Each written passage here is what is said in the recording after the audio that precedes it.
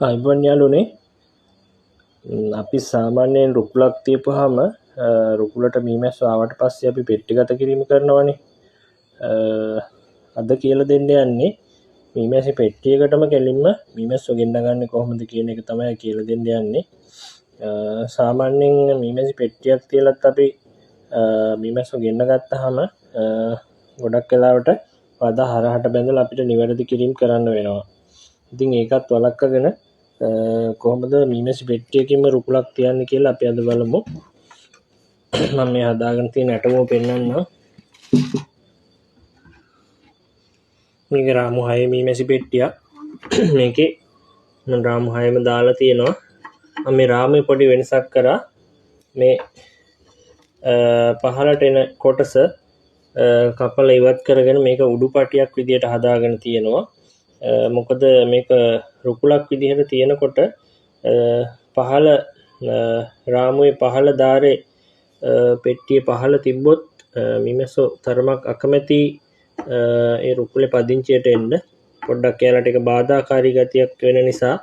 ඒ නිසා මේකේ මම මේ දෙපැත්තේ පටි දෙක සහ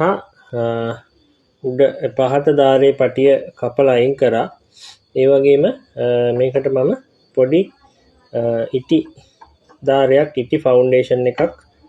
චූටි මේ අලවලා තියෙනවා මේ මැදට මේ හැම රාමුවකම මේ ඉටි ෆවුන්ඩේෂන් එක තියෙනවා එතකොට මේකේ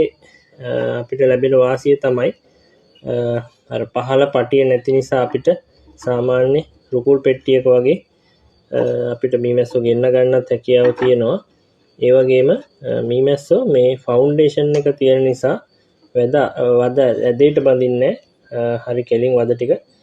රාමුවලම බඳිනවා ඉතින් අපිට මීමැසි පෙට්ටියෙන් ආයෙ පෙට්ටියකට මාරු කරන්න අවශ්‍යතාවයක් වෙන්නේ මේකම අපිට මේ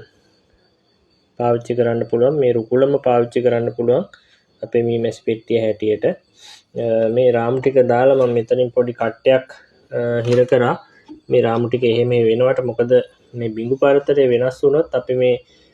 ෆවුන්ඩේෂන් දාලා තිබ්බත් වැඩක් නැහැ බිඟු පරතරය වෙනස් වෙලා තිබ්බොත් මෙයාලා වදයකට එක අලවනවා ඒ නිසා බිඟු පරතරය වෙනස් වෙනවට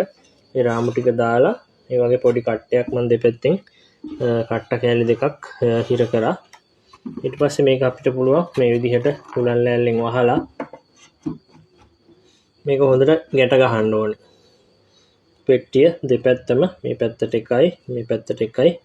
ලණු වලින් හොඳට ගැට ගහන්න ඕනේ පෙට්ටිය එහෙම වෙන්නේ හෙලවෙන්නේ ගැලවෙන්නේ නැති වෙන්න ගැට ගහලා ඉවර වෙලා අපිට පුළුවන් මේ වහලේ යොදාගෙන මේක නොතෙමෙන විදිහට ආරක්ෂා කරගන්න ඒ වගේම මේකට අපිට තව දෙපැත්තත් එක්ක වැහෙන්න ඝනකම් මිටි කොලයක් දාලා ගැට ගහ ගන්න පුළුවන් නම් තවත් වඩාත් සාර්ථකයි අපිට පෙට්ටිය එතකොට දිරණ එක වැස්සෙන් පින්නෙන් ආරක්ෂා කරගෙන පෙට්ටිය දිරණ එක වළක්වගෙන පෙට්ටියත් සෑහෙන කාලයක් පාවිච්චි කරන්න පුළුවන්. ඉතින් මේ ඔයාලා try කරලා බලන්න මේ විදිහට රුකුලක් තියලා අනිවාර්යෙන් මීමැස්සෝ එනවා. ඒ වගේම වද ටිකක් පිළිවෙලට බැඳලා තියෙයි. මම තව වීඩියෝ එකක් අරන් එන්නම් මේකේ මීමැස්සෝ ආවට පස්සේ කොහොමද මේ තත්ත්වය කියලා පෙන්නන්න. ඉතින් ඔයාලා try කරලා බලන්න. අපේ page එකත් follow කරලා තියාගන්න මේ වගේ videos බලන්න ඉදිරියට